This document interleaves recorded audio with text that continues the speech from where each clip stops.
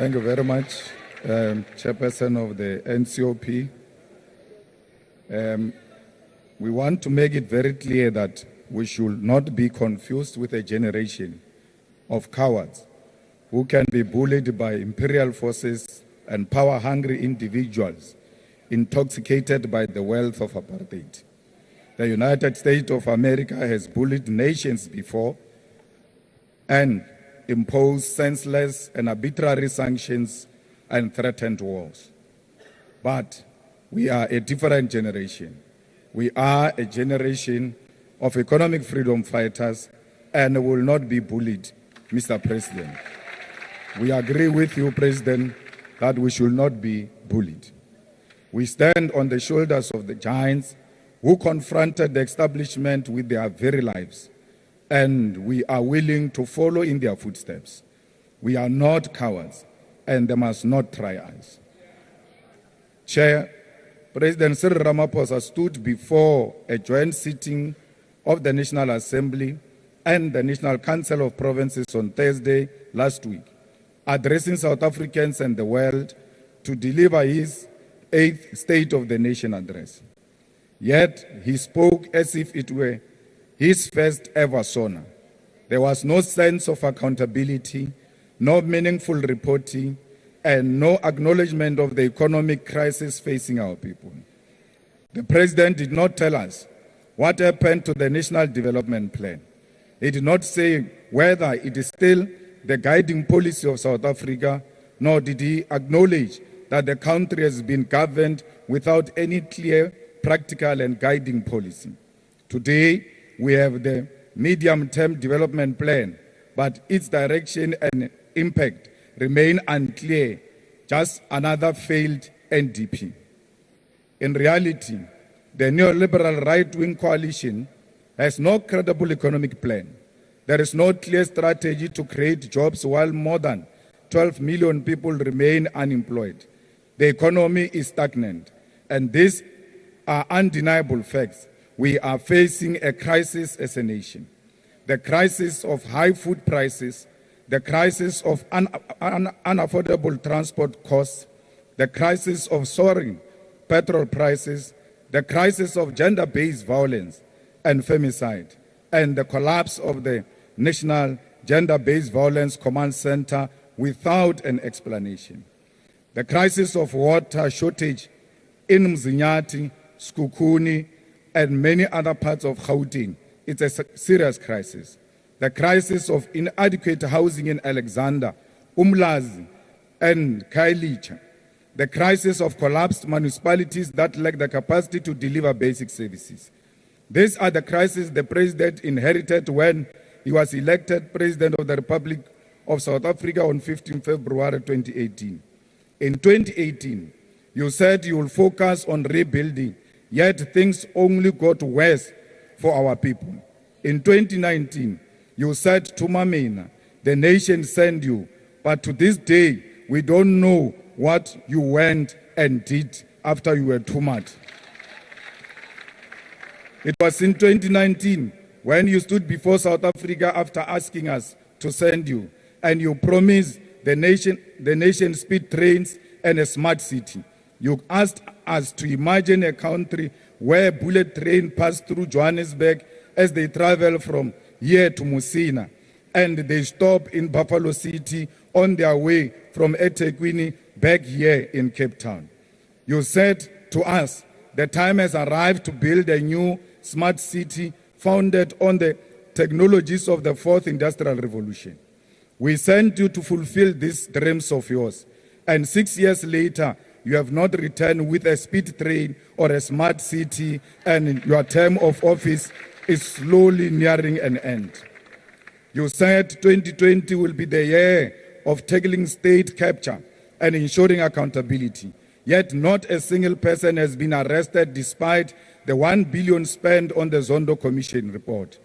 In 2021, you declared it the year of recovery, yet South Africa's economy deteriorated further, with economic growth falling below 1%, except for the brief rebound following the reopening of the COVID-19, which collapsed almost immediately. In 2022, You claimed you will address governance failures, yet corruption became one of the biggest issues under your leadership. And that corruption has found its way now into the judiciary. We never had crisis of corruption in the judiciary. It only started with you when you sealed the CR17 documents in court. We listened to you in 2023 when you called on the nation to work together, yet it was your own political party, the Former Liberation Movement, that continued to deploy incompetent comrades to municipalities, boards of state-owned enterprises, provincial departments, and national government. And when you tried to tell us the story of Tintswalo in 2024, we told you right there and then that you were talking about a Tintswalo who does not exist. The real Tintswalo was born in a shack, raped at the age of 6, dropped out of school before reaching grade 7, and was murdered while looking for a job. That's the Tintswalo we know. And now, this year, you tell us that you will not be bullied. We agree with you that we must not be bullied, but you fail to tell us what you are going to do about it. It is not enough to simply say you will not be bullied. You must tell us what action you will take. When you respond on Thursday, we expect you to provide real, detailed response to Donald Trump. But we know that the 940 billion infrastructure plan is yet another empty promise. We know that 375 billion allocated to SOEs, which still do not have a clear reindustrialization strategy, is a waste of money.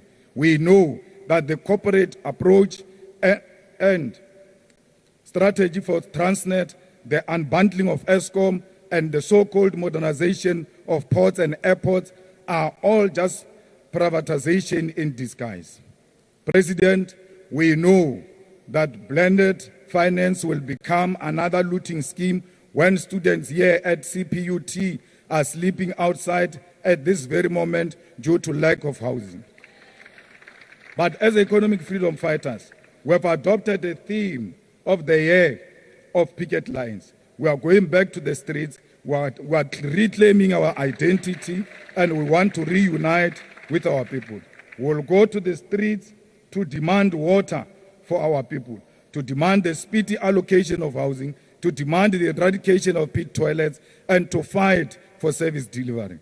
We are taking our picket lines to the National Treasury and the Reserve Bank to demand nationalization and the transformation of the economy. We will picket outside correctional facilities to demand an end to overcrowding and syndicates within prison that control crime in the outside world. And we will demand the expulsion of private companies such as G4S, which has links to Israel and runs a prison in Mangaung.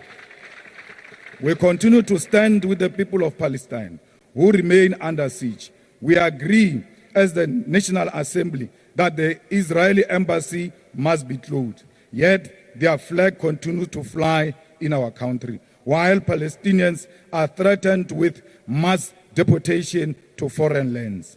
We support the government's case in the International Court of Justice, and we must remain resolute in the face of sanctions and sponsored attacks. And importantly, we must oppose the colonization of Gaza by the USA.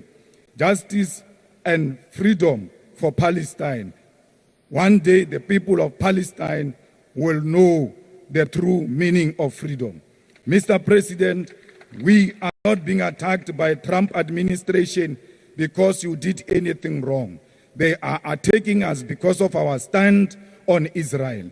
They are attacking us because of the action the government has taken to ICJ. And we are saying to you, do not be misled by people who are saying you are under siege because of expropriation, which is meaningless act.